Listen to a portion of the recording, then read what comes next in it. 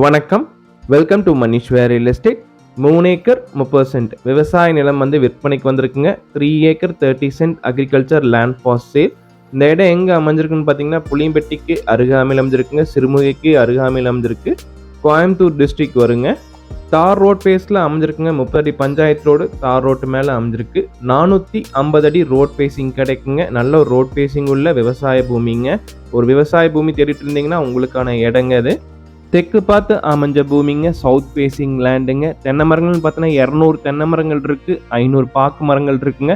எல்லாம் வச்சு 3 வருஷம் ஆச்சுங்க கரெக்டாக.